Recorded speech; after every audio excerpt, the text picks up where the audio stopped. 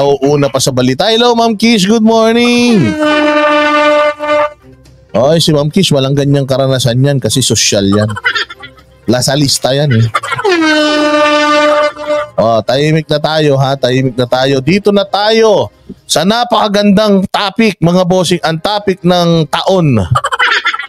Ayan, pag-usapan na natin. Ito na, ayan na. Ang improve, new and improve. Ayan, new and improved Project Abuloy ni Kaloy Abuloy. Palakpakan. Ayan grabe, ang ganda. So, ang pangalan pala ng project na to ay Project Kabayanihan. Putang ina, ang galing. Ang ganda nitong live stream niya na to, puta 50 yung nanonood. 50 yung nanonood, halos lahat inuurat siya. Bobol Lipo na, manood ka ha. Ako na magpapakalat nitong PowerPoint presentation mo tungkol sa katarantaduhan mo. Okay, so dito na tayo, punta na tayo sa kanyang project kasi sinabi ko nung nakaraan yun, Kaloy, puta nagpaplano ka. Wala ka mang pinakikitang visual aids. Wala man lang kayong PowerPoint presentation. Paano nyo yung mga investors, paano natin mahihikayat yan? Ngayon, sabi niya, sige, gagawa ako ng visual aids. Kaya sabi ko, patay ka ngayon. Ang topic, walang kamatay. Sabi mo lang, Madjula Chika, titigil na natin to. Pero hindi, gusto ko lang ipakita, mabilis lang. Unti-untiin ulit natin yung katarantaduhan. Ayan, so eto mga bossing, project information. Ayan basahin ko na for you.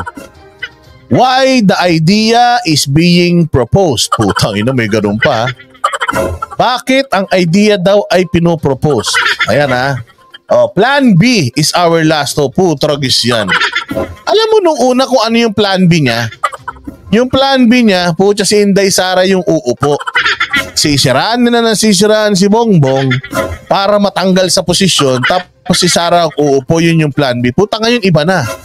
Plan B is our last hope. Ano yun? Budol?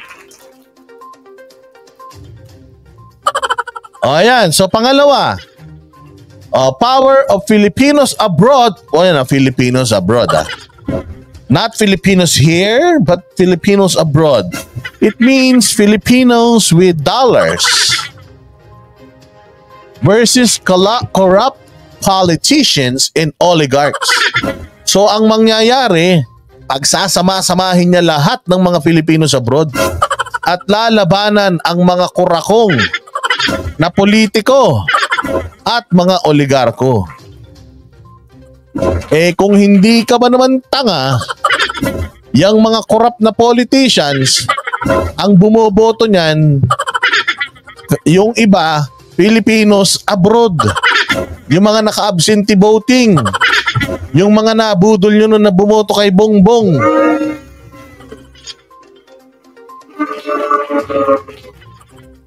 So, power of social media and technology. Puta, may ganun pa siya.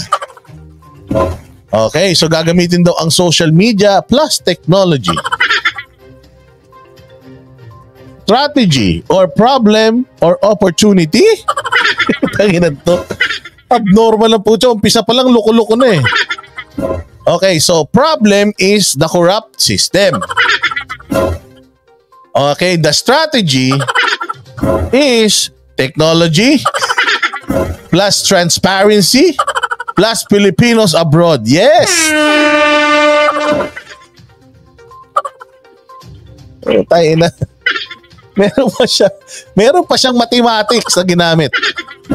So para daw yung corrupt na sistema, ang strategy daw o ang kasagutan ay teknolohiya, transparency, at Pinoy abroad. Siyempre hindi mo iwawala yung Pinoy abroad. Bakit?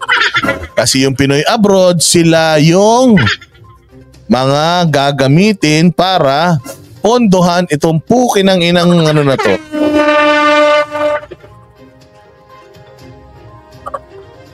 Sige, tuloy natin tong hayop na ano, project mythology ah.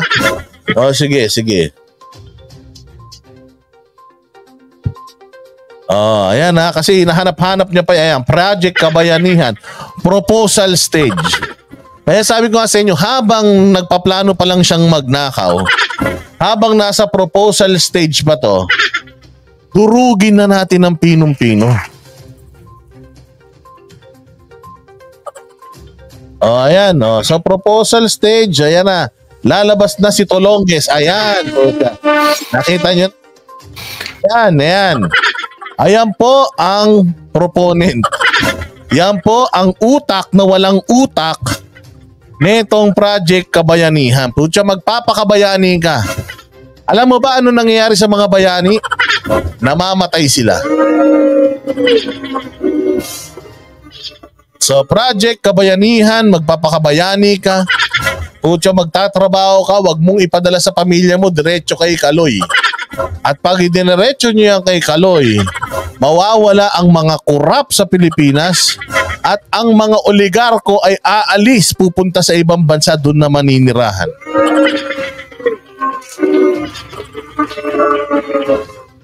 So Kaloy ha, tinutulungan na kita. Baka naman masama pa ang loob mo niyan. Sige, go!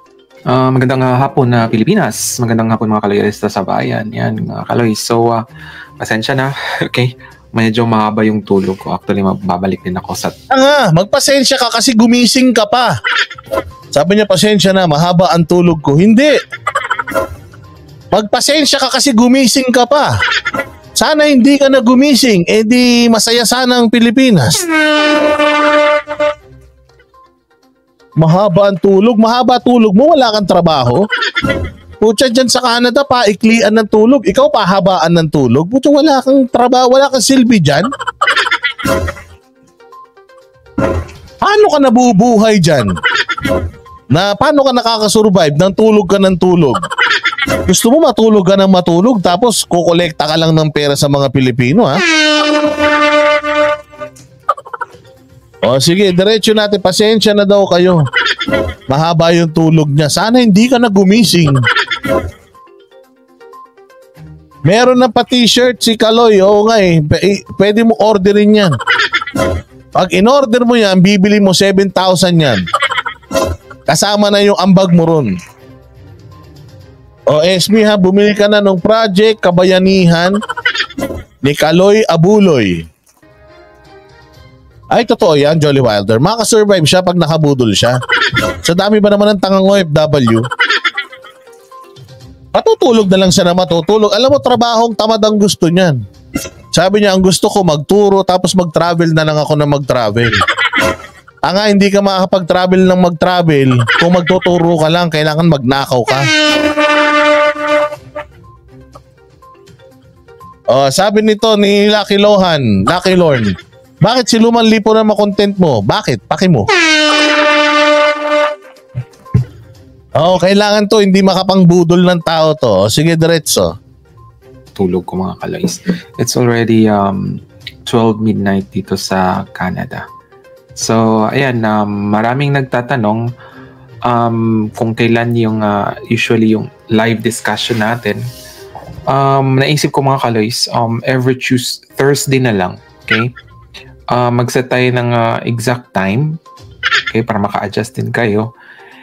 Kasi, yun nga, may mga ano rin ako ginagawa like yung sa aking masteral, sa aking trabaho. Siyempre, kailangan busy ako meron akong masteral. Siyempre, kailangan i-rub in niya, kunyari matalino siya. Meron akong masteral. Baka masterbate yan, ha? Baka meron kang minamasteral, ha? Meron akong masteral. Tapos nagtatrabaho pa ako. Siyempre, doon niya sisimulan niya. Kunyari, may kredibilidad. Kunyari, talagang matinong tao. Yan. Doon niya sisimulan yan. Siyempre, busy ako ngayon. May masteral, tapos nag-ano pa ako. Yun naman pala, wag mo na simulan yan. Busy ka naman pala. Nagmamasteral ka na, nagtatrabaho ka pa. Ba't di na lang yung atupagin mo? Ba't kailangan mo pong problemahin yung problema ng Pilipinas? Puta, may gobyerno naman tayo rito.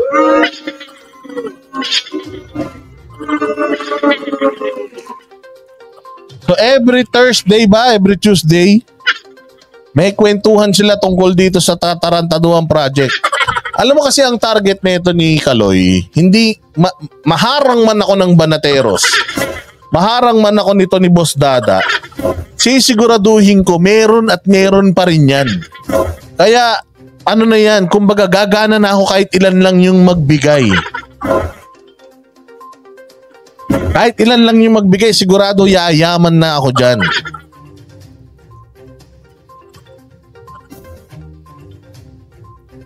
Sige, play.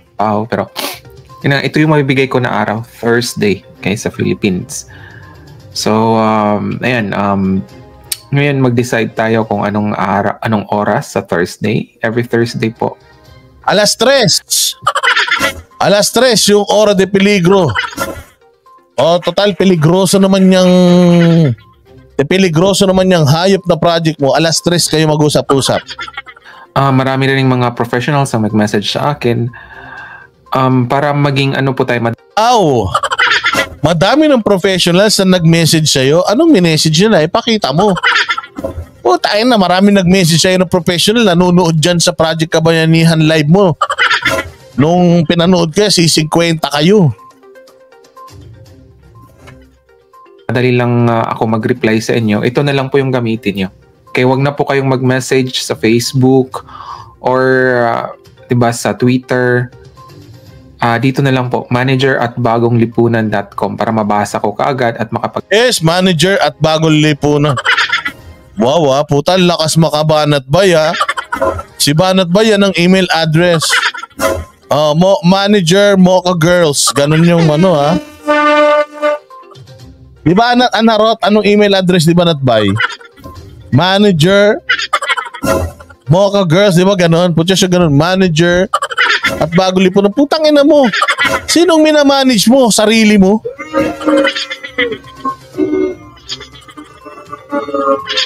Tarantado po siya, manager Bagonglipunan. So manager ka ni Bagonglipunan? Puta, ikaw si Bagonglipunan ha. So manager mo yung sarili mo?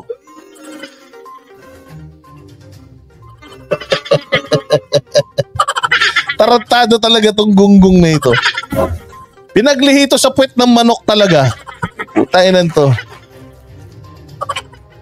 Gaya-gaya po siya, email address na lang, gaya-gaya pa. Buti si Banat Bay, manager siya ng Mocha Girls. Kaya manager at Mocha Girls, parang ganun yun eh. Alak ng tinapay, ikaw manager at Bagonglipunan, putang ina mo. Si Bagonglipunan, ikaw din yung manager. Puta, manloloko ka talaga. Ito yung pag tumawag ka sa telepono, asa na yung manager mo?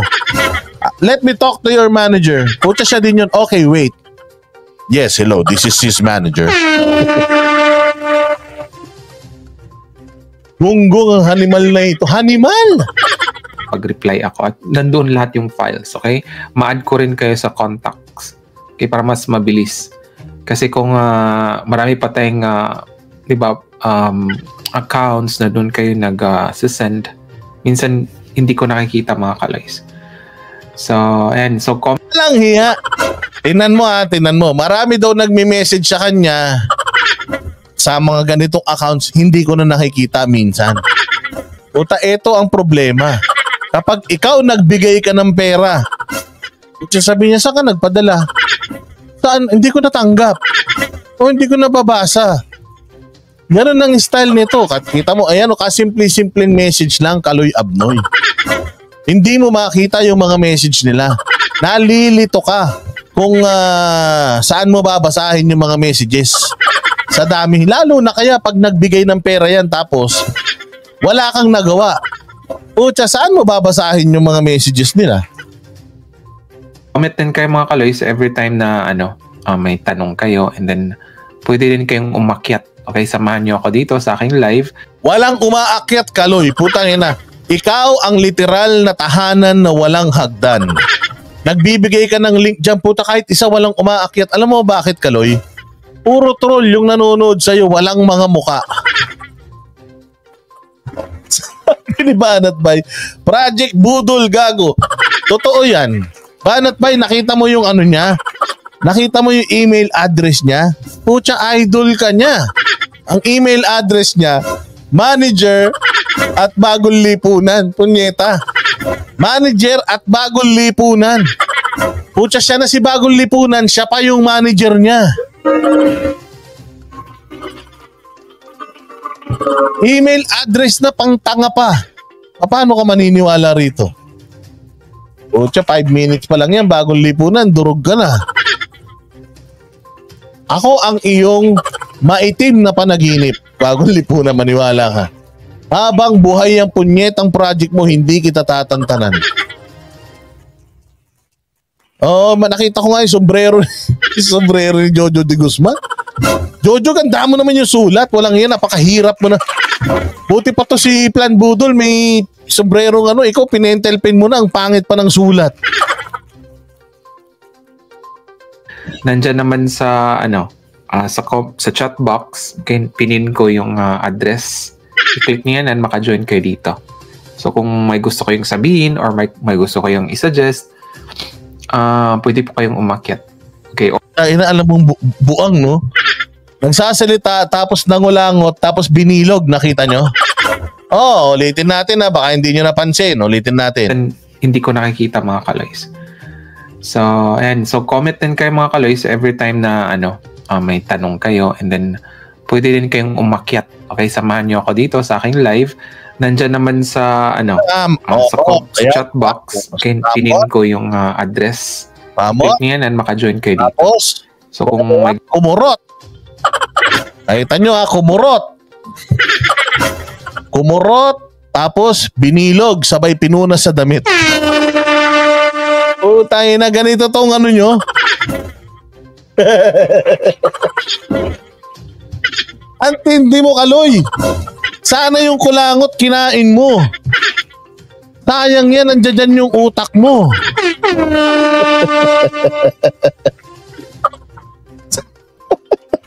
Sabi ni Banat Bay, kainin mo na lang, sayang. Mabuti pa yung kulangot, may sustansya, yung utak mo wala. Ayan, tingnan mo. Ulitin natin, baka sabihin nyo, nagloloko ko eh. Ayaw ko sa lahat, sinasabi sinungaling ako eh. Nilakihan ko na nga yan, para makita nyo. Hindi ko nakikita, mga kaloys. So, ayan. So, comment din kayo, mga kaloys, every time na may tanong kayo, and then pwede din kayong umakyat. Okay, samahan nyo ako dito sa aking live. Ayan na. Nandyan naman sa sa chat box, pinin ko yung address. Eto na. Click niyo yan and maka-join kayo dito. Oops, so, kung may gusto kayong sabihin or may gusto kayong i-suggest, pwede po kayong umakyat. Tutangin na mo, dugyot. Napaka-dugyot mo, Canadian ka. Anak ng tinapay, sumimple pa. Gumanon. Kinuha. Binilog. Pinunas sa damit. Tarantado ka, Kaloy. Yung kulangot na lang ang totoo sa sinasabi mo.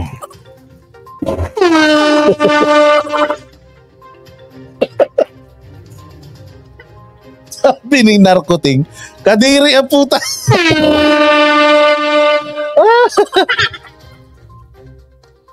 Walang hiya ka, Kaloy. Pucha, binilog mo. Sana tiningnan mo kung may free. Tiningnan mo muna ganun.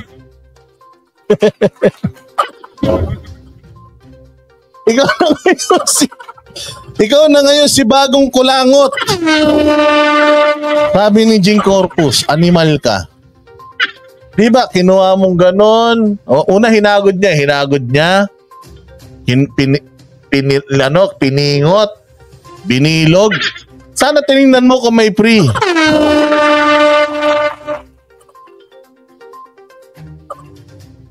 Hayop na yan, sige. Diretso natin. Pucha talaga to si Kaloy. Wala talagang matututunan sa hayop na ito. Magturo ka na lang kasi, Kaloy, kung paano mambilog ng kulangot.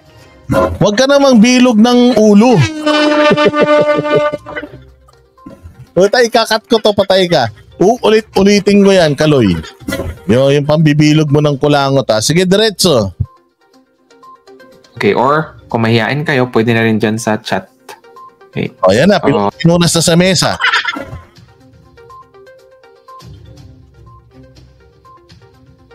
Last time, itong project information, di ba? Tapos ngayon is project methodology, right? So ito yung na part 2.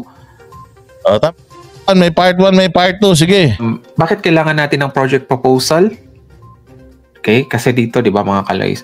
Ito po yung document kung saan pwede natin balikan. And itong proposal na po ito ay kailangan ng approval. Okay? Nyo. Okay, kung sasali kayo dito, ay kailangan nyong i-approve. Okay, or kung may kailangan baguhin, bago i-approve, okay, pwede yun. So, yun ang katanungan after this project proposal ay i-proceed ba nating project kabayanihan or hindi? Yun lang naman eh. Right? Hindi. Wag nyo na i-proceed. Okay na yun. Okay na. Mangungulangot ka lang naman. Wag na. Wag na. Hindi ko pa pinanood to. Ngayon ko lang pinanood to. Nahuli ko pa ng ulangot. Walang hiya naman talaga to si Abnoyo. So kung nag-decide kayo na hindi at gusto nyo lang na paulit-ulit na kawatan versus kawatan na politiko, decision na po yun. Yan siya. Kasalanan nila. So halimbawa ang Pilipinas, puro kawatan pa rin for the next some years, decades. Kung puro kawatan pa rin, sisisihin mo yung OFW. Dahil hindi nagbigay sa'yo. Putangin na. Mahiya ka sa sarili mo. Mauna ka kayang gumasta. O mauna kang gumasta yung galing sa kulangot mo. O kaya galing sa pinagpaguran mo.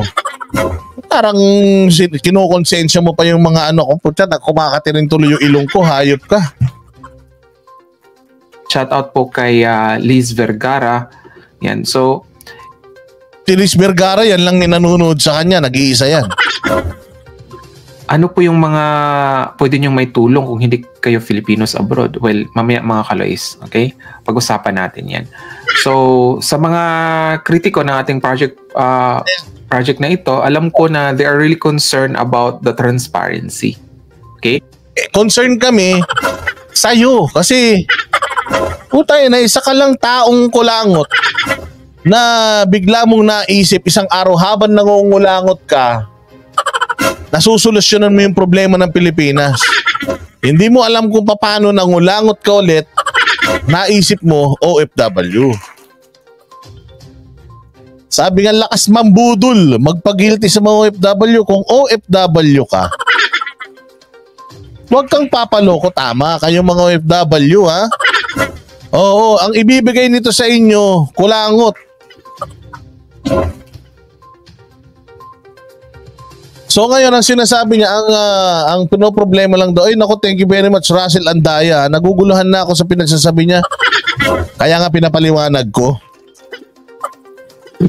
Sige, tigil na natin, magmotor na tayo banat-bay. Hindi totoo itong hayop na ito. Ang iniisip lang daw is transparency. Hindi. At all, walang dapat mag-invest sa'yo. Kayong mga OFW, kung may pera kayo, punyemas, ipadala nyo sa pamilya nyo, kaya ipunin nyo sa bangko. Kesa ilagay nyo sa pagmumukha nito, wala kayong mahihita. Hindi yung transparency, hindi yung the whole idea, the whole plan is a scam.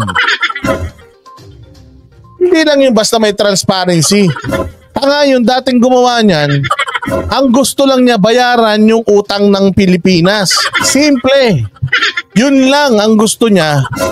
Utya, nakapanloko pa siya. 15 million yung natangay niya sa mga OFW. Unang vlogger na gumawa niyan, ang sabi niya kapag nagsama-sama tayo yung 15 million na 16 million ni PRD, pag nabigay tayo ng tig-pipiso, may 16 million pesos tayo.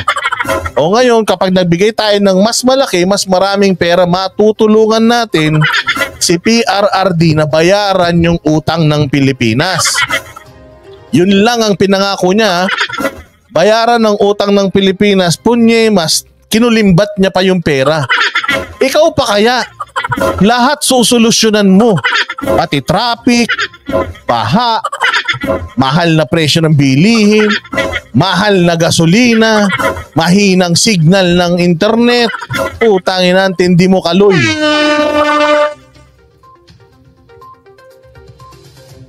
Ang problema ba, Bay, pag nagpunta ka sa kanya, hindi ka makaka-comment sa live niya kasi nga, kailangan subscriber ka.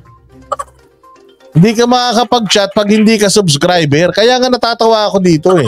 Hindi, pagka nag-comment sa kanya tas hindi subscriber, pucha yan, ay pagka, mali-mali, pag subscriber pala niya, nagpa-poll siya, pucha, 50% lang nakukuha niya.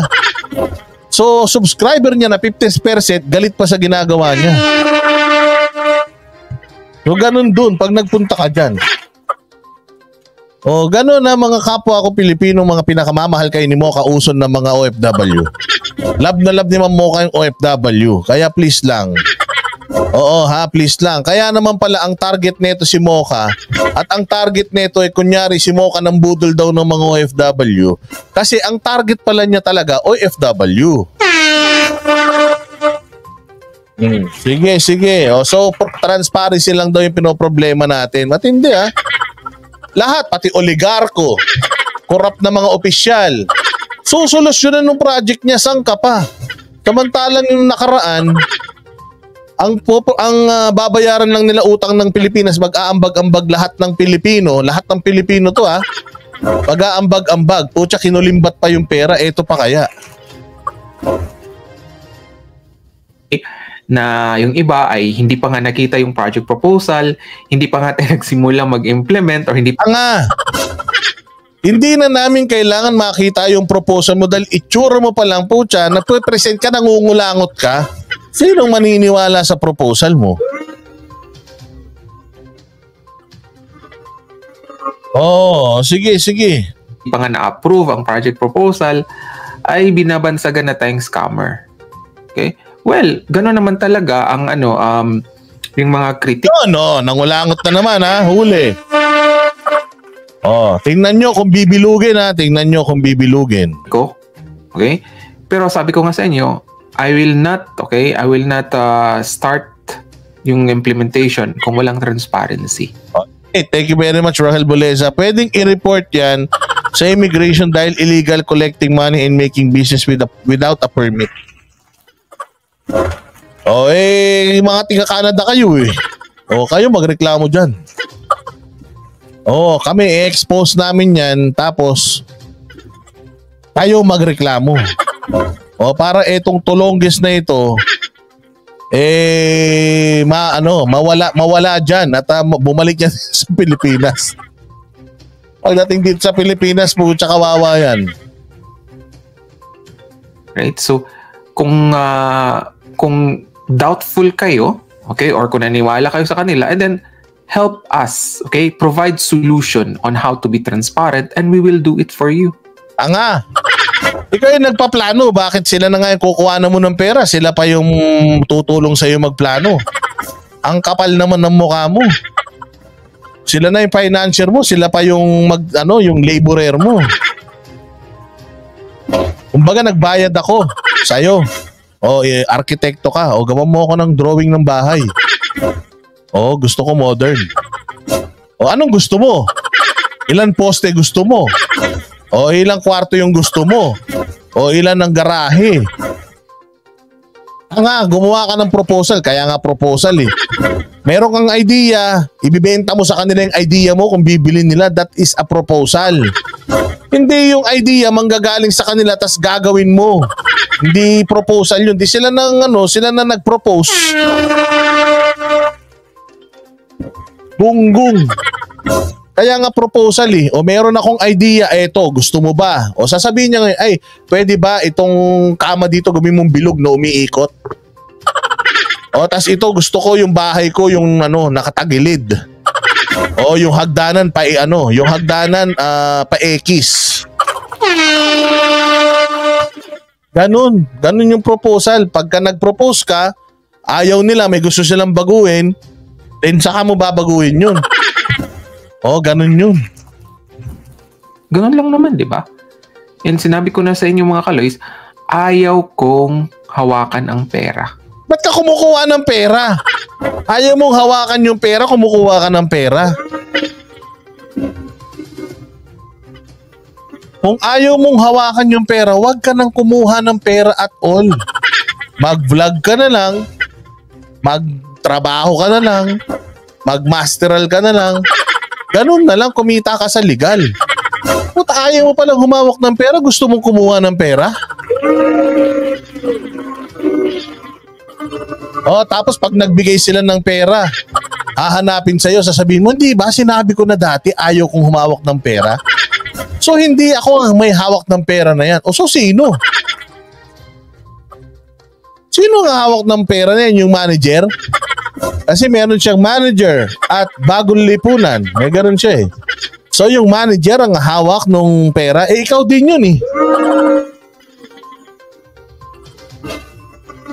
Loko-loko. Para kang si Pastor Kibuloy. Alam mo, tinanong na si Kibuloy niyan eh. Ni Jessica Soho. Sabi ni Jessica Soho, kanino po pumupunta yung yung pera ng simbahan? Pumupunta yan dito sa bank account na ito. Okay. So sino po may-ari ng bank account na yun? Ako. Ibig sabihin sa inyo pumupunta yung pera. Kanino pa ba ako may-ari nito?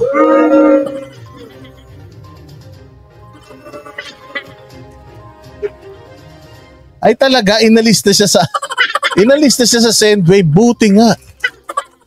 Puta, hindi nagre-remit siguro ito. Baka sabi niya, magpadala po kayo sa Sendwave, wag niyong gamitin yung code ko. Ipadala niyo mismo sa akin.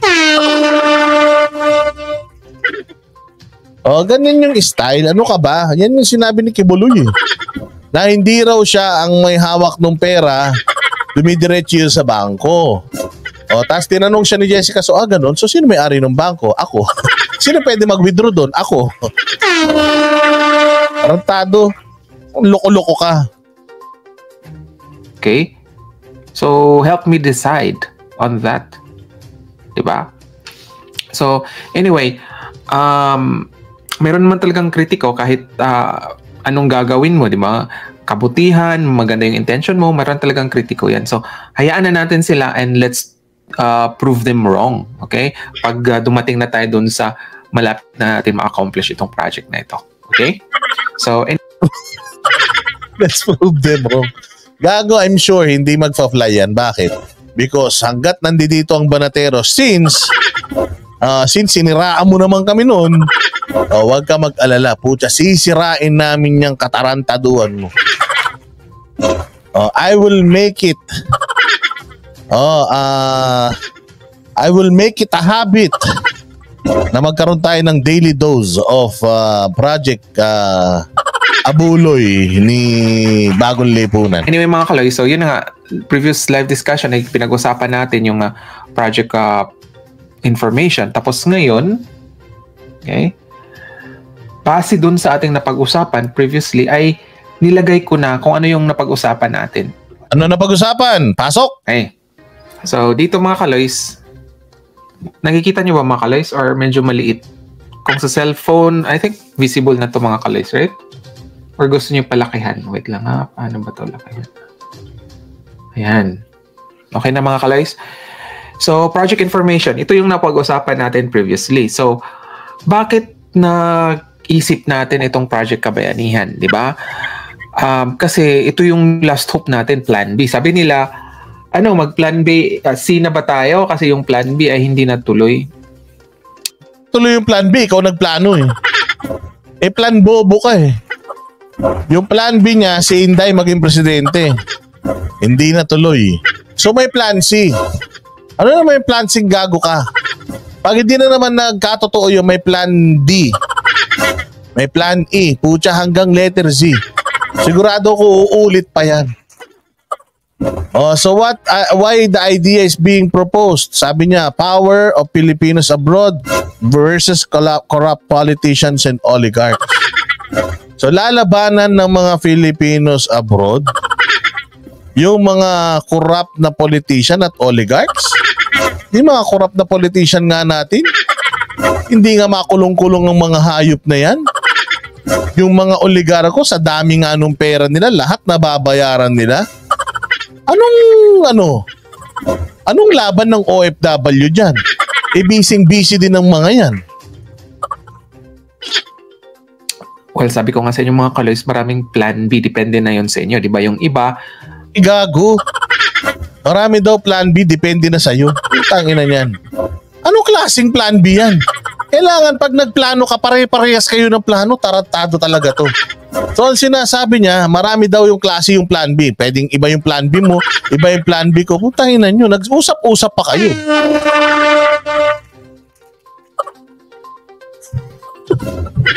Ayop naman talaga. Yung plan B na ipalit si Sarah ay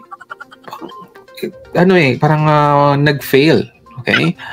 Ay talaga may ganung nangyari. Kinuha ni Maharlika ang send wave sa kanya. Tapos block niya na si Maharlika. Oh, naka, bistado ka na ni Maharlika, magnanakaw ka kasi. Mabuti nga sa'yo. Oh, mabuti nga sa'yo, animal ka. Oo, buwisit ka. Kaya ayan, mabuti na lang at nagising na rin sa katotohanan si Maharlika. Salamat Maharlika at ikay nakinig dito sa kalokohan nitong Tolonghis na ito. Ay nako, sige. Dahil dyan, ayan, putulin na muna natin at syempre, babalikan natin siya bukas sa kanyang Project Budol.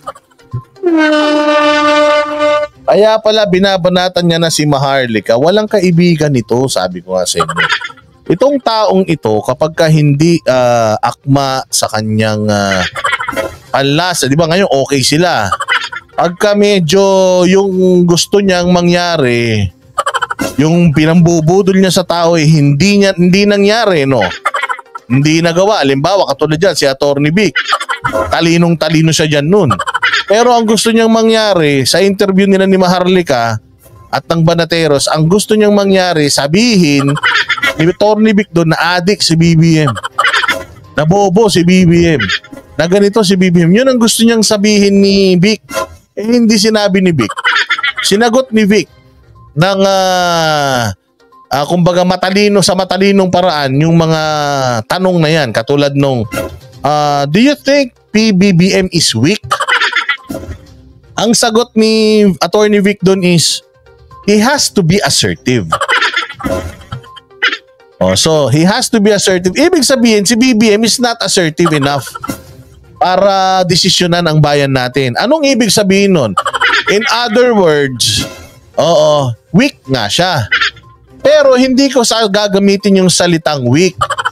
Kasi meron akong mas proper, mas tawag dito, mas decenteng paraan para sabihin sa kanya na mahina siya. Halimbawa, kung meron kang anak na talaga naman nuknukan ng tanga, alam nga naman sabihin mo bobo siya, ang bobo mo naman.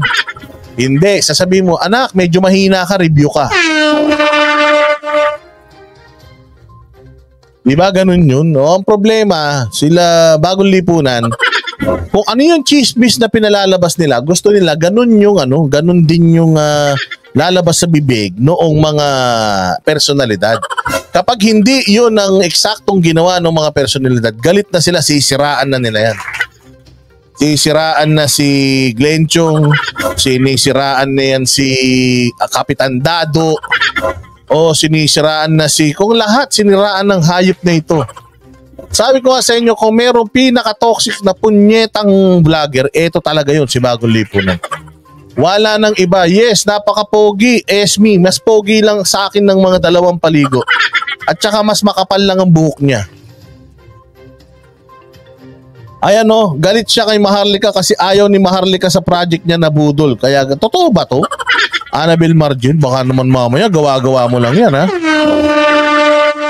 Ganun yan si Hindi na nga ito divide and conquer. Ang tawag sa tao na tong punyemas na ito, obstructionist. Obstructionist. Ito si Lenny Robredo ng mga vlogger. Yung kapag hindi ayon sa kanya, putya lahat, galit siya. Oo. Sabi ni Pinoy, nilaglag na ni Maharlika yan. Mabuti naman, Maharlika. Ay, congratulations sa'yo. Dahil dyan, Maharlika, i-content ko na yung mga content. Oo, nauubos. Sabi ko nga sa inyo, wala nang nanonood sa Tarantadon to. Ngayon, meron na naman tong bagong palabas. Bago na naman siyang peking balitang ipapalabas, ha? Oo, kung magkano daw ang natatanggap nila Banat Bay kay Duterte, anak ng tinapay. Alam mo kung totoo yung sinasabi mo, budol.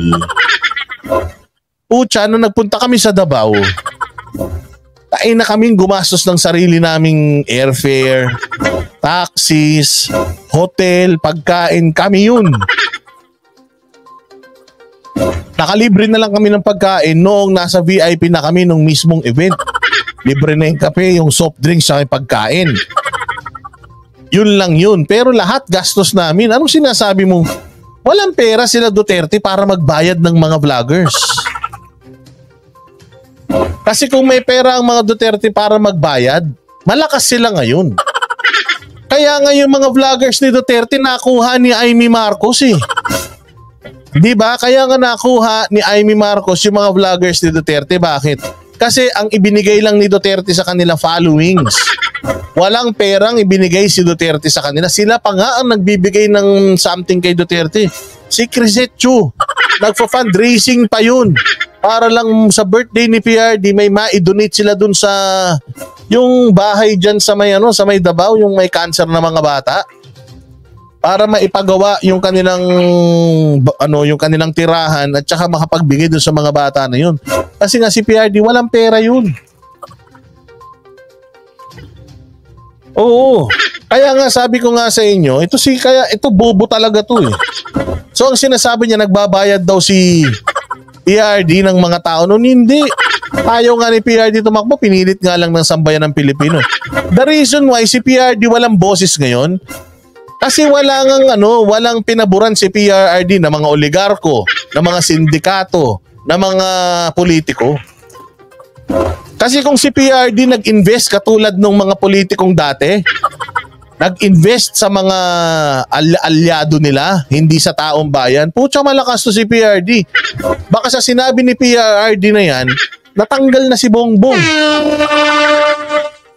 Pero dahil si PRD umaasa lang siya sa clamor ng tao dahil naniniwala sa kanya ang sambayan ng Pilipino, the Filipinos are rallying behind him, doon siya kumukuha ng lakas. Hindi sa pera. Kaya nga nakuha ni Amy lahat ng mga tanda nyo. Yung mga lahat ng kilala nyo ng mga DDS na biglang nagtanggol kay Marcos. O lahat yan mga DDS na nakuha ni Amy. Kaya nakuha ni Amy, alam nyo kung bakit. O alam nyo na, spot the difference. O kaya yan si Amy, sa totoo lang, ano yan? Isa yan sa mga problema ng mga Duterte. Diba sinabi ko naman yan sa inyo na si Amy, ang ginagawa na lang yan para kunyari kumampi siya sa mga Duterte. It's because kaya kumampi yan sa mga Duterte, mga bossing, dahil gusto ng ali na yan na yung kanilang political kasi hindi lang yan Marcos as a whole Marcos as the first family eh. Meron ng ibang Marcos na kailangan protektahan eh, which is yung Marcos Manotok. Marcos Manotok, yun na yung kanyang mga poprotektahan. Kaya nakanino ba ang tao? Nakay Bongbong ba? Hindi. Nakay Bongbong yung tao dahil sa pera. Pero ang totoong tao nakay PRRD. Kaya dumidikit siya sa mga Duterte. Dumidikit siya sa mga Duterte para makuha niya yung organic na mga botante. Bakit? Kasi tingnan nyo mga bossing, sobrang palpak ng kapatid niya. Kapag ito, isang pitik lang, nag-people power, matatanggal talaga to. Buong pamilya nila washed out na naman sa kapangyarihan yan. Lahat yan, washed out yan mga bossing. Walang matitirang mga Marcos sa kapangyarihan kapag nangyari yan. Kaya ang ginagawa ni Amy, hindi niya na pinoprotektahan yung buong Marcos clan. Ang pinoprotektahan na lang niya, kaya siya dumidikit sa mga Duterte, para yung kanyang Manotok Marcos na political clan. Oh, ganun yun mga bossing. Manotok Marcos political clan. Kasi ang mga anak niyan, mga nagsisilbi din sa probinsya nila. Oh, so ganun yun. Wala na yan pakialam kay Bongbong. Walang pakialam yan kay Bongbong. Kunyari. Pero sa totoo lang, pucha, kapatid niya pa rin yan. Kaya nga sinasabi ko sa inyo, huwag kayong magpapaloko dito because again, blood is thicker than water. Sinabi niya nung nakaraan, hindi daw totoo yung blood is thicker than water. Oo, siguro kaya niyang bastos-bastosin yung pinsan niya lang yun eh. Pero yung kapatid niya, never niyang pinangalanan, never niyang pinahiya, never niyang sinisi direkta sa mga nangyayari sa bayan natin until ito na ngang nangyaring pagsasalita ni Baste at pagsasalita ni PRRD. Kita mo naman, wala siyang kay Baste, siguro dahil kaya-kayaan niya si Baste, mayor lang.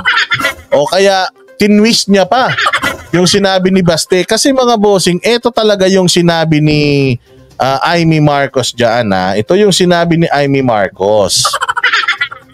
Pakita ko lang sa inyo. Ito yung unang sinabi ni Amy noong siya ay nung kasagsagan.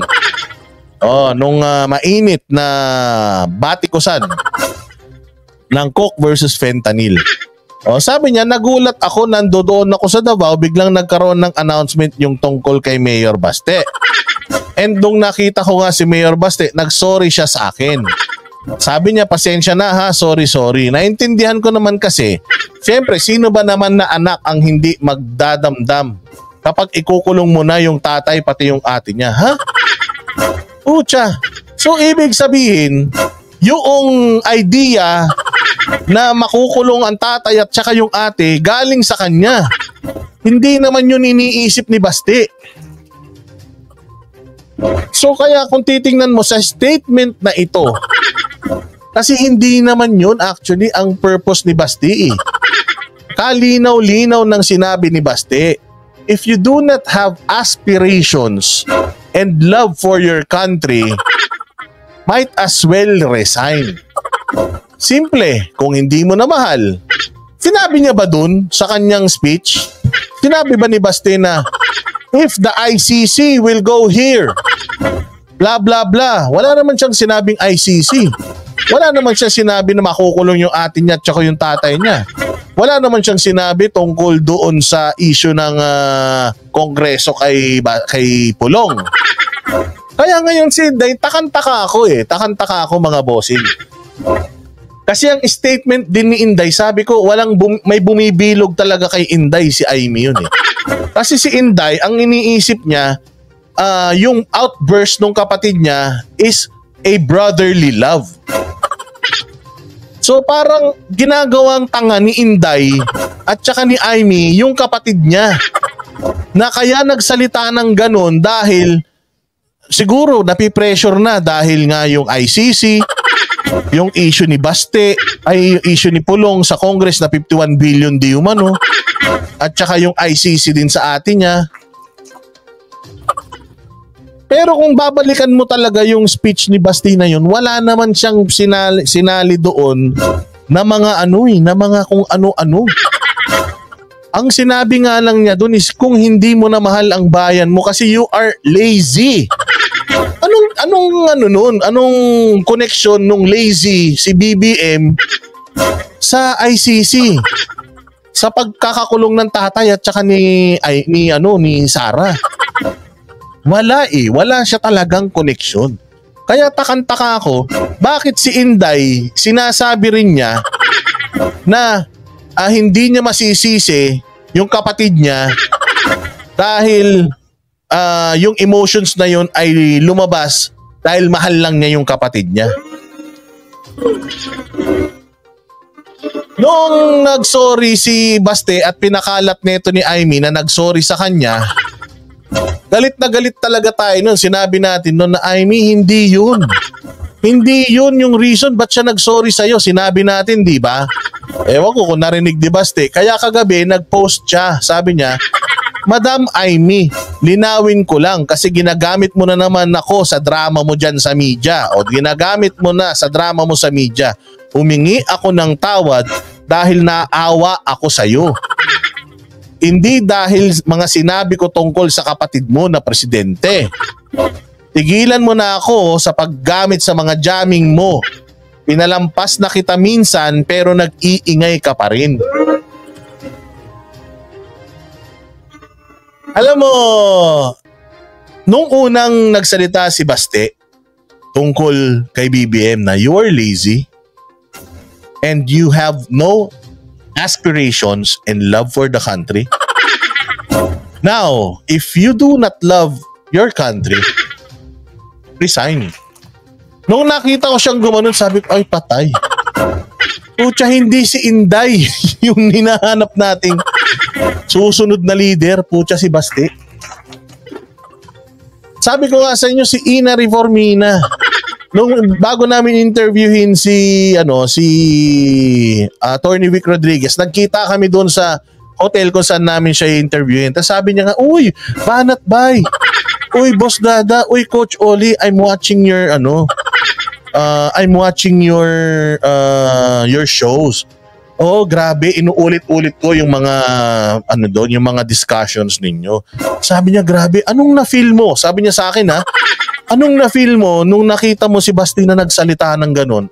Sabi ko, PRRD, yung pause, yung atake, yung joke, sabi ko, PRRD, yung passion, PRRD. Sabi niya, yes, the pause, the tone, the gestures, the body language. Sabi ni Ina Reformina, sabi niya, my God, lalo akong nagkagusto kay Basti, ang pogi-pogi. Sabi ko, ako nga gusto kong halikan eh. Pero totoo, mga bossing, na hindi lang kasi kailangan ng galing para mamuno ka sa bayan. Hindi lang kailangan ng talino para mamuno ka sa bayan. Mas lamang yung mahal mo talaga yung bayan mo. The reason why we voted for PRRD noong 2016, it's because we saw him kissing the Philippine flag. Nung nakita natin na hinahalikan ni PRRD yung Philippine flag, sabi ko, doon talaga ako na-move. Tapos yung halos maiyak siya sa mga meeting di avance niya. So aside from yung kanyang talino, yung pagmamahal sa bayan, yun yung political will na tinatawag. So kung makikita mo sa tatlong magkakapatid na to, hindi natin sila pinagsasabong, pero personality-wise, makikita natin na si Pulong yung mainitin ng ulo pero hindi masyadong mainitin ng ulo pero hindi siya masyadong tawag dito, parang medyo mahina ang loob, parang pikon. Si Inday naman yung matalino, marunong lumaro. So, politiko na talaga. Matagal na rin kasing mayor yan eh. Si Baste, yung bago lang sa politika, pero alam mo yun, parang pinagbagsakan na ng lahat ng problema ng bayan. Kaya may pinanggagalingan yung kanyang mga salita. Kaya if pahintulutan, kasi sabi ko nga sa inyo, walang ibang kingmaker kundi yung nasa taas. Magaling yung nasa taas, minsan hindi mo ine-expect. Yung mga taong hindi mo ine-expect, siya yung binibigyan ng nasa taas ng responsibilidad. Malay naman natin. Hindi ba, malay naman natin. So dito, kita mo, walang kaabog-abog, matapang, bata pa ito mayor versus senador, pero pinagalitan niya si Mayora. Sabi niya, hoy, linawin ko lang. Masyado kang maepal sa media. Ang ingay-ingay mo sa media. Ang dami mo na sa medyang mga pinagsasabi na kung ano-ano. Dati yung sa smuggling, kilala mo silang lahat. Hindi ka naman nagpasimuno ng smuggling na hearing. Kilala mo yung ganito, hindi ka nagpasimuno ng hearing. Ngayon na binatikos yung kapatid mo, bigla kang nagpa-hearing sa Davao pa ng People's Initiative. Para saan? Tas ang ingay-ingay nyo sa media, ang dami mong mga patutsada sa pinsan mo. So ngayon, nasan na yung bangag issue? Hinahanap pa ba ng tao yung drug test ng kapatid mo? Hindi na. Kasi nga, sanay ka dyan, Aimee. Sanay ka sa ganitong klase ng laro sa politika.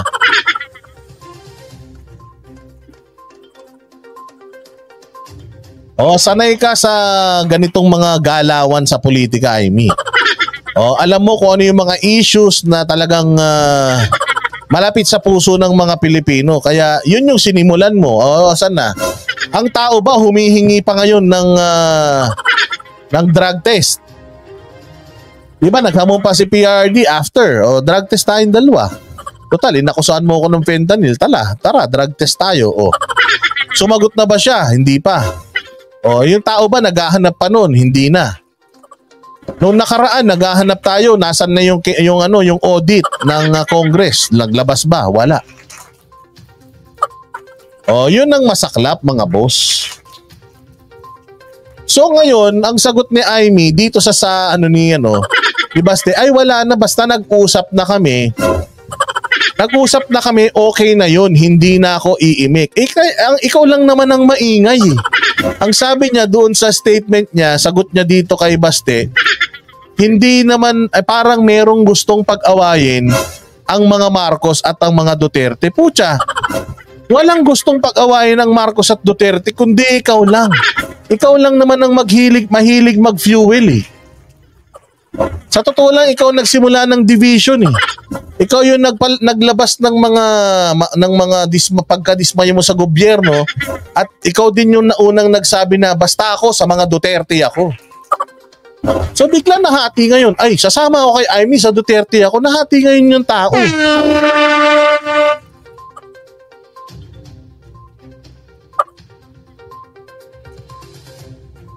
So yun ang problema. So sabi ko nga kung siguro, ewan ko, parang feeling ko nga na fuel si PRRD dahil merong bumubulong sa kanya na akala niyang kakampi niya pero kalaban niya Sa totoo lang, yung pagsasalita ni PRRD doon sa Davao, wala na. Dahil nga hindi nasundan yung panawagan ng drug test, una sa lahat. Pangalawa, yung mga LGUs hindi sumunod doon sa we are not for sale. Lumalabas ngayon na yung mga Duterte wala ng boses. Na yung mga Duterte mahina na. So, na-expose pa ngayon na si PRRD, meron lang siyang mga Pilipino na nasa likod niya. Pero wala siyang mga malalaking politiko, mga malalaking tao na pwedeng magpondo sa lahat ng mga propaganda niya. Yun ang pinakamasama sa lahat. Oh, so dahil ngayon nakita na ganyan, si PRD ngayon, napansin ng mga tao na naku po, mahina na si PRD. Wala na si PRD follow up, kumbaga, galit na lang yung mga tao sa social media, pero kung mapapansin mo, watered down na talaga yung mga binitawan ni PRRD noon dyan sa Mindanao.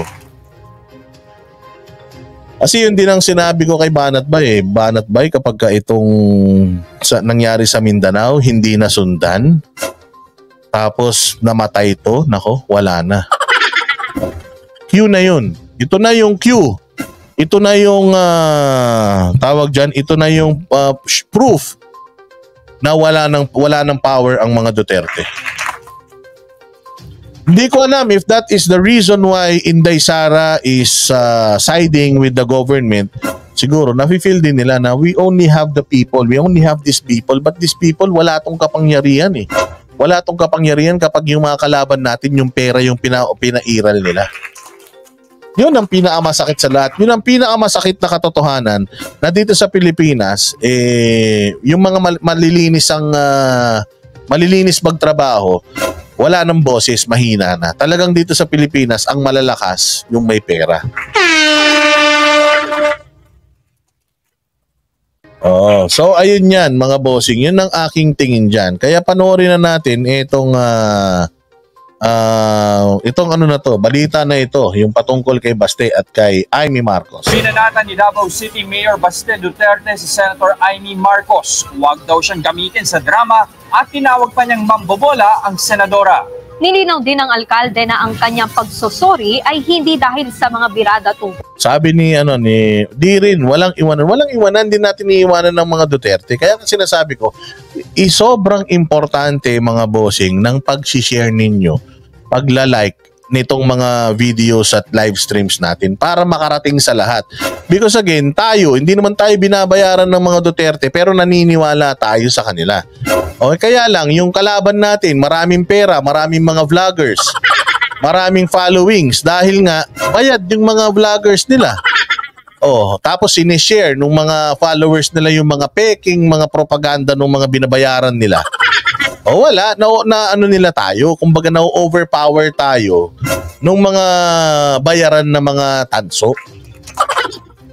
Tayong mga nagla-live, tayong mga nag-discussion dito at organic na sumusuporta sa mga matitino sa gobyerno, bumabati ko sa mga masasama, kumbaga mas malakas ang boses ng mga may bayad. Yun ang pinakamasaklap sa lahat. Sige, tigilan na daw ang drama. Kay Pangulong Bongbong Marcos. Nasa frontline na balitang yan si Gio Robles. Tigilan na ang drama. Yan ang patutsada ni Davao City Mayor Sebastian Baste Duterte sa ate ni Pangulong Bongbong Marcos na si Senator Amy Marcos.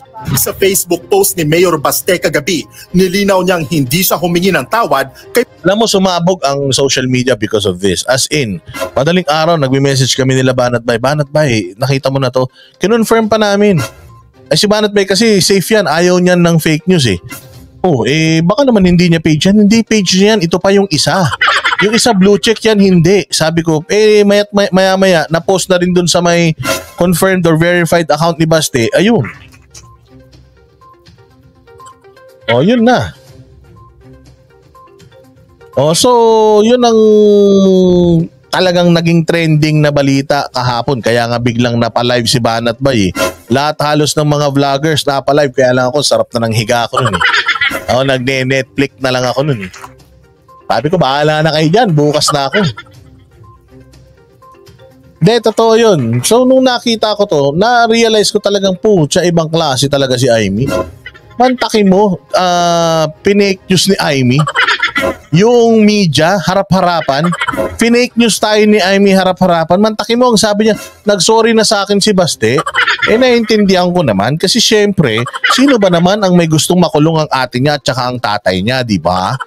Kaya kumbaga parang sinasabi, nabanggit lang yun ni Baste dahil sa ano ng damdamin niya. Pucha yan. Parang ginawa mo naman tanga yung bata. Bata na nga sa'yo, ginawa mo pang totoy. Kaya doon nagalit talaga ito si Baste. Na pucha, wag mo akong gamitin sa kadramahan mo dahil wala ka ng hinto sa kakapa-interview sa media. Gusto mo naman pala mag-artista, Amy. Bakit hindi ka na lang sumama kay Vice Ganda?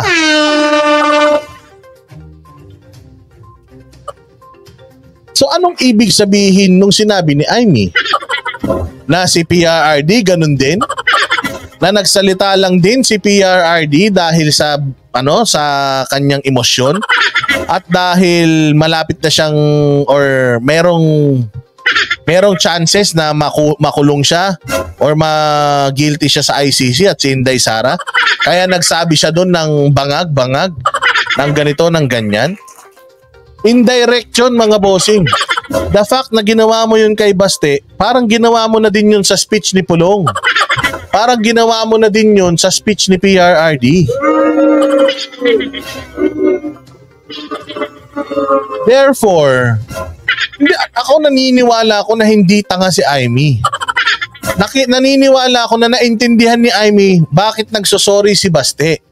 Nagsosorry si Baste kasi I had to say this to your brother and he's still your brother. That's why I apologize. I apologize for if I hurt you, but I will not apologize doon sa sinabi ko. Pero si Amy, bagamat matalino si Amy, Diyos ko, tanda-tanda na niyan. Matalino yan, alam niya na nagsusorry si Baste tungkol doon, pero nakita niya yun as an opportunity to destroy yung mga speeches ng mga Duterte nung araw na yan doon sa Davao. Yun ang totoo dyan. So, ayan, kaya makita mo, di ba sa gilid, talagang kung todo si Inday Sara, inakausap niya sa gilid. Ano nangyari? Kinaumagaan, si Inday Sara, naglabas din ng statement. Ano yung statement? Yung kapatid ko, Yung kapatid ko, nanggaling lang sa sama ng loob yan, kaya sa ano yan, pagmamahal lang niya sa kapatid niya, kaya yan nagsalita ng ganun. So, may opinion sila and I will stand with the government because I was elected to work for the government. Ayun ang problema, baka mamaya nga yun, yung kinakausap, nag-sorry sa akin yung kapatid mo kanina. Nag-sorry sa akin, siguro talagang lang sila, talagang emotional lang sila.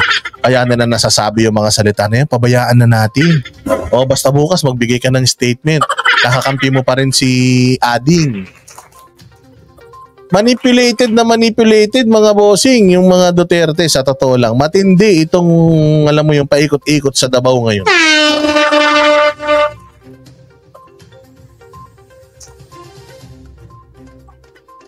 Oh, ay nako. Sige, diretso. Kay Pangulong Marcos, kay Senator Amy raw siya nagsorry dahil naawa siya sa senadora at hindi sa mga banat niya kay PBBM. Isang linggo nang nakalipas sa isang leaders forum sa Davao City nang hamunin ni Mayor Baste si PBBM na magbitiw sa pwesto. Ang ginawa ni Amy dito, no, a lot of people were moved by this speech. As in, nabilib, kasi hindi naman to nagsasalita, hindi naman to, kumbaga, very, very reserved ang mga Duterte sa Davao. Hindi naman nila sinasabi na kami pinakamagaling, kami pinakamaganda, kami pinakamalinis. Hindi naman sila ganun eh. Katulad ng Makati at ng ibang mga syudad. Hindi sila ganun. Pero for the first time, he came out para sabihin na dismayado sila. O hindi niya dyan sinabi because of what's happening to my father. Ang sinabi nga lang niya dyan is, ang tatay ko ang nagpalibing sa tatay mo. Yeah? Sinabi lang niya yan dun eh. But he never said na mag-resign ka na dahil ayaw ko sa ginagawa mo, yung ICC na yan and all. Wala siyang ganun eh. Mr.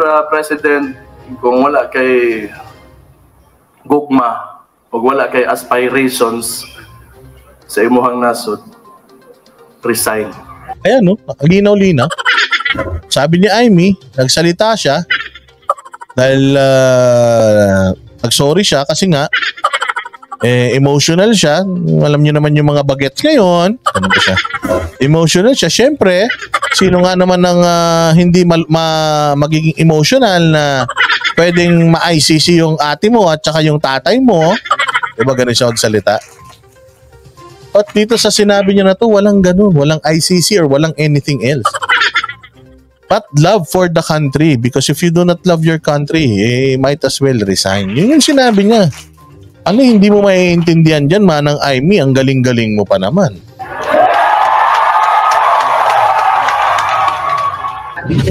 January 30 naman kinumpirma ni Senator Amy na personal daw na nagsorry sa kanya si Mayor Baste. Nagsorry. Naintindihan ko naman kasi syempre sobrang emotional siya dahil So, yung pagkukwento niya dito, it's as if yan talaga yung nangyari, ganyang kamanipulative tong babaeng to.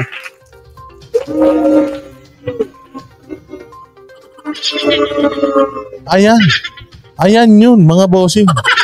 Sinabi niya na, syempre, alam niyo naman, very emotional siya. So it's as if, sinabi ni Basti na, sorry, I was just really emotional. I didn't mean to call for the president's resignation. I'm sorry. Buti sana kung yun yung verbatim ni Basti. Hindi. Basti apologized. Sorry, mama, I have to say that. I'm sorry, I know he's still your brother. Pwedeng ganun eh. Which I know, naintindihan ni Amy yun. Nagtataka ko bakit iba yung sinabi ni Amy sa media. Ibig sabihin, hindi mo pwede sabihin na, hindi, nag-sorry sa akin, nakala ko yun eh. Ano ka pinanganak kahapon, Amy? Ang tanda mo na. Diyos ko po. Katanda mo na, imposibleng hindi mo naintindihan yung sinabi niya. Kung naintindihan mo naman yung sinabi niya at iba yung sinabi mo sa media, nakakatakot ka, Amy. Nakakatakot na nagtitiwala ang mga Duterte sa iyo. Tandaan ninyo itong mga probinsyano na to, I'm not saying all probinsianos are like this but isa yan sa kahinaan nila. Mga probinsyano, lalo na dyan sa malalayong parte ng Pilipinas, Mindanao, gullible yung mga tao dyan.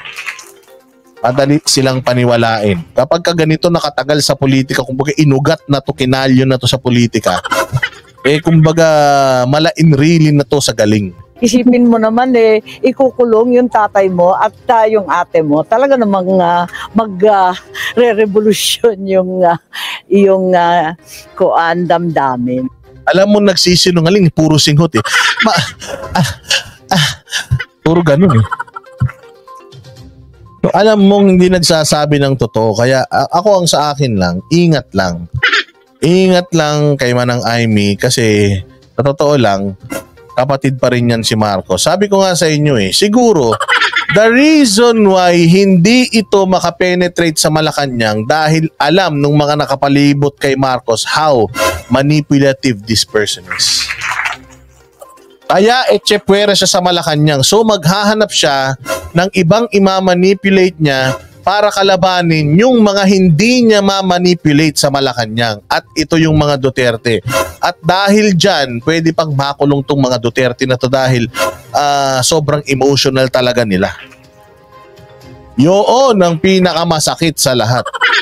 O na nagagamit yung mga Duterte dahil sa personal na interest. Kasi nga, hindi na pinapansin Hindi na pinakikinggan. Hindi na nakakapunta. Nahaharang na ni Lisa, gahanap siya ng ibang, kumbaga hahanap siya ng ibang weapon. No, kaya ingat lang. Pero sa bagong pahayag ng Davao City Mayor, tinawag niyang mambobola si Senator Marcos. Tigilan na raw ng senadora ang paggamit sa kanya. Pinalagpas niya raw. Yan from Baste, mambobola ka daw. Estado ka na nila. Ginagamit mo yung pamilya nila para labanan yung mga nasa Malacanang na hindi mo ma-manipulate. O kaya hindi malayo na si PRRD, mga bossing, mag-apologize talaga. O kasi feeling ko, biktima sila PRRD dito, mga boss. Biktima sila dito, biktima sila nito. O kaya kanina napanood ko din yun yung discussion nila, nila Daryl Yap na one of these days merong i-announce si PRD na nakakalungkot. So yun yung abangan natin. Di natin alam kung ano yun. Abangan na lang natin yun and then pag-usapan natin. Noon si Amy pero hindi pa rin daw ito tumitigil sa paggawa ng ingay. Sinusubukan pa namin kunan ng pahayag si Senator Amy tungkol dito. Pero para sa dating senador na si Antonio Trillanes, nasa lahi na raw talaga ng pamilya Duterte ang... Siyempre, sinong sasakay? Di yung aso. Puta Trillanes, paano ka nasama dyan? Alam mo, sabi nga ni hindi ko na lang sasabihin kung sino. May nagsabi sa amin, wala ka daw alam, mas concern ka pa daw sa looks mo kaysa sa utak mo. May nagsabi sa amin ng isang importanteng tao, which is true. Kita mo nga, sabi niya, look at him. Ni isang tikwas na buhok, wala. Because he is more concerned sa kanyang looks than what's coming out of his mouth.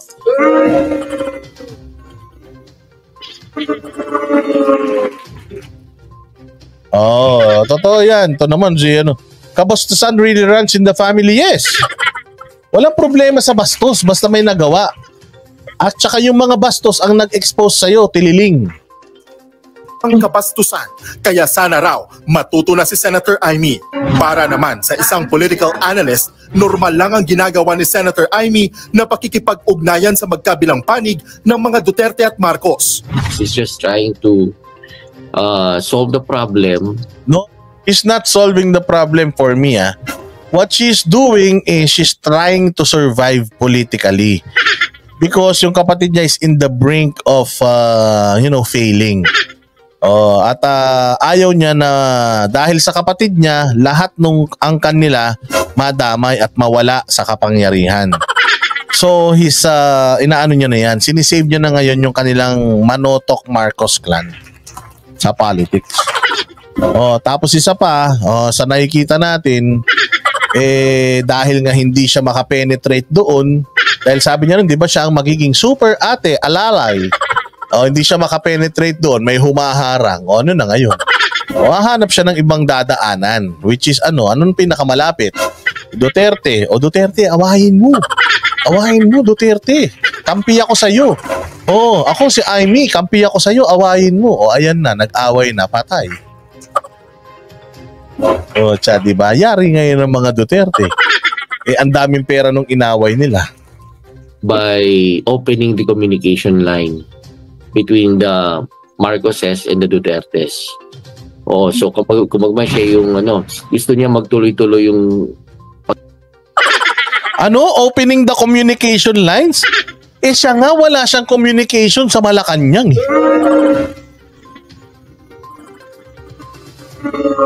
Wala nga siya sa communication with Malacanang. Nakikita mo ba na kapag ka nagfa-family gathering ng weekend yung mga Marcos, wala siya lagi?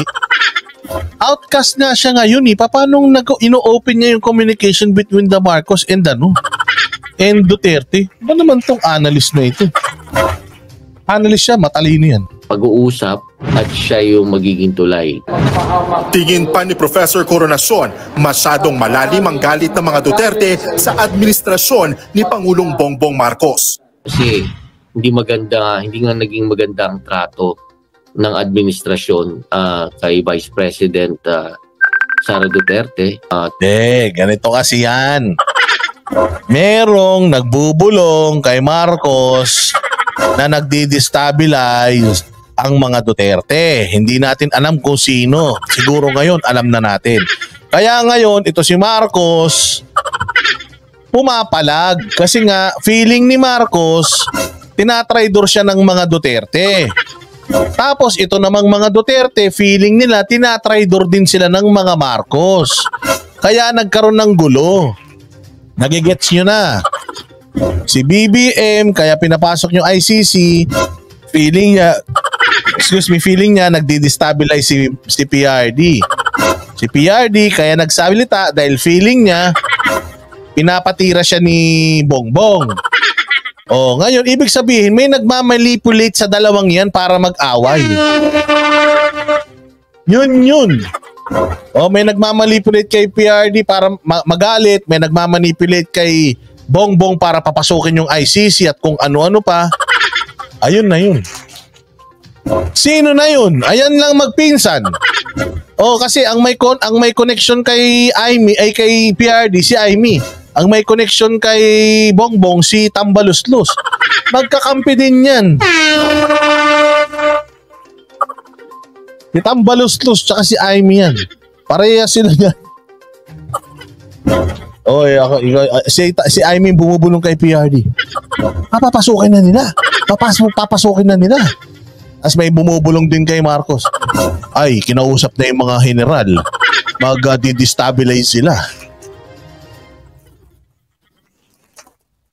Ayun yun. Kaya siguro, baka itong mga sumunod na araw, ma-realize ni PRRD na, oh my God, I was played.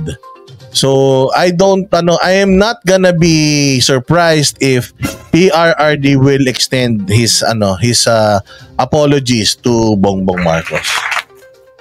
Hindi malayong mangyari yon mga bossing because of what's happening. Kasi, tinan mo, sino ang alanganin? Alanganin ba si Amy? Hindi naman. Di ba ang alanganin si PRD at saka alanganin si Marcos. Parehas na tuloy silang magpapadrug test.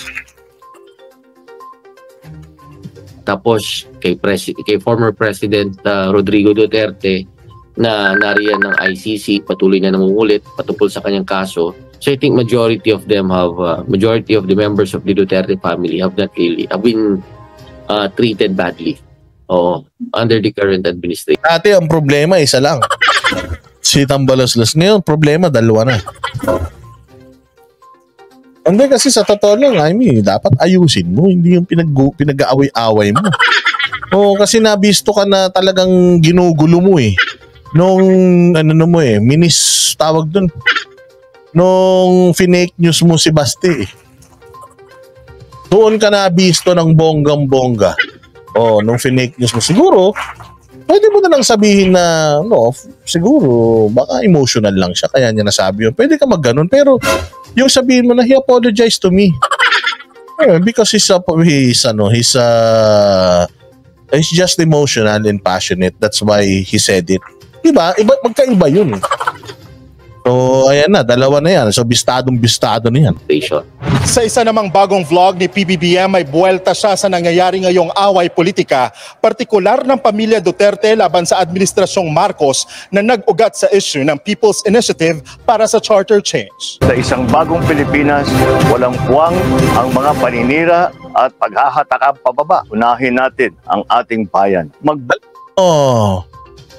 Isang bagay na sinabi sa amin ni Attorney Vic, itong si Marcos, 3 decades, mga boss, hindi, 3 ba? 5. 50 years tama ba? Ilang dekada, 5 dekada na binubugbog yan. Yun ang verbatim ni Attorney Vic. 5 dekada na ginugulpi ng tao yan si Bongbong. Lahat ng masasamang pwede mong itawag sa tao na itawag na ng tao kay Bongbong. Therefore, hindi yan yung tipo ng tao na masasaktan sa sinasabi mo, no? Hindi siya ganun because sanay na siya dun. Maaaring yung mga nakapaligid sa kanya, yung mga epal at bida-bida na ang dami sinasabi sa'yo nito, akong bahala dyan. Ganun yun. So, yun ang nakikita natin dito kay PBBM talaga. Bago na tayo dahil walang bagong Pilipinas kung walang bagong Pilipino. Oh, no, di ba? Walang bagong Pilipinas kung walang bagong Pilipino. Diyos ko po. Well, abangan natin yung mga susunod na kabanata because again, sabi nga natin, pwede naman yung matataas lang talaga yung kanilang mga emotions. That is why lumabas itong mga ganitong salitaan.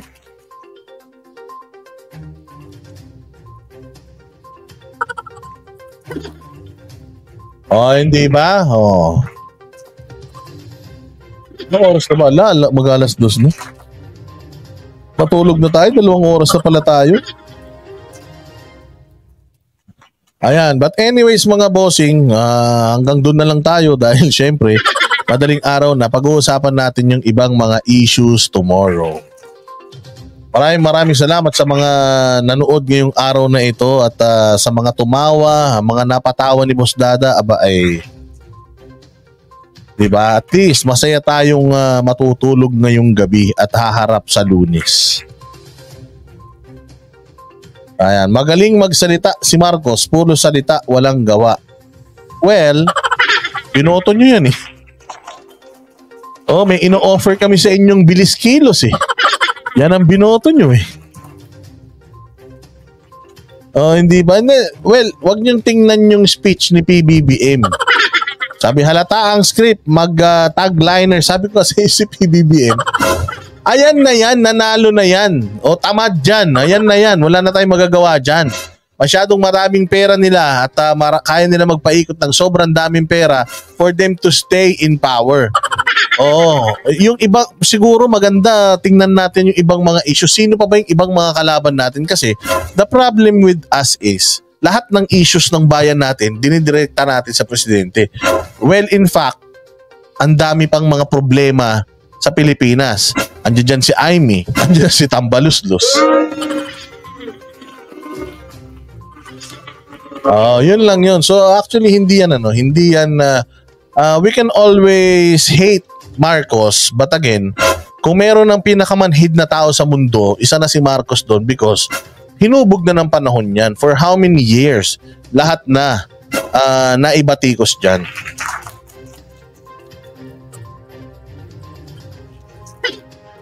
Sabi ni Jolly Wilder, lahat ng speech ni BBM scripted. Scripted yun, kaya nga meron siyang binabasa because yun na yung script.